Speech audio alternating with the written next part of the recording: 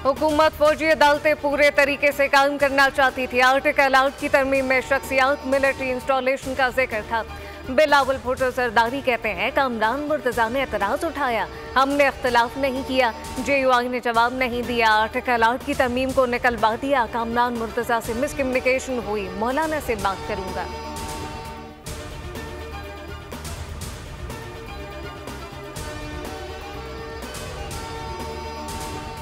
पहले बताया जाए आईनी तरमीम की मुल्क को ऐसी क्या ज़रूरत है कि हम साथ दें। मुसविदा तो हमारे पास है, लेकिन मुर्तजा वहाब ने कोई दलाइल नहीं दिए, सिर्फ ये कहा कि बाकी दोस्तों को मना लूंगा।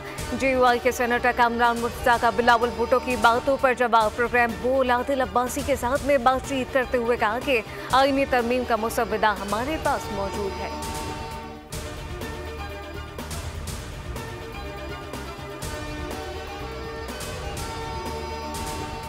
इलेक्शन एक्ट में तरमीम के बाद सुप्रीम कोर्ट के फैसले पर अमल नहीं हो सकता। स्पीकर कौमी असम्बली अयाज सादिक ने चीफ इलेक्शन कमिश्नर को खत लिखकर पार्लिमानी बालादस्ती और खुद मुख्तारी समेत मखसूस नशिस्तों का मामला उठा दिया। खत में इलेक्शन एक्ट में तरमीम से आगाह किया। तरमीम शुदा एक्ट के तहत मखसूस नशिस्तें अलॉट करने का मुतालबा। कहा कि किसी सियासी जमात में शामिल आज़ाद रुकन पार्टी तब्दील नहीं कर सकता। स्पीकर कौमी असम्बली के बाद स्पीकर पंजाब असम्बली में भी इलेक्शन कमीशन को खत लिख दिया। कहा कि पंजाब असम्बली के खुद मुख्तारी को बरकरार रखते हुए मखसूस नशिस्तों का फैसला किया जाए।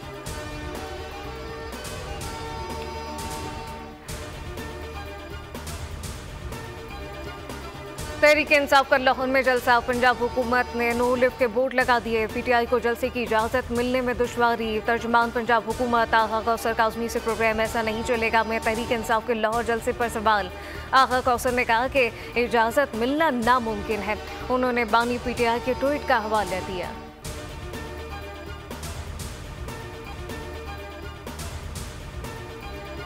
CEO के इलेक्टेड मोना सल्वी की हुकूमत को धमकी। सिंध असम्बली के खुसूसी कमेटी के इजलास में मोना सल्वी ने कहा कि हुकूमत हमारा लाइसेंस मंसूख कर दे और खुद बिजली सप्लाई करे।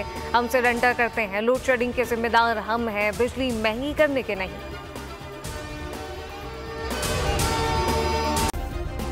सब्सक्राइब करें और बेल दबाएं ताकि कोई खबर रह न जाए।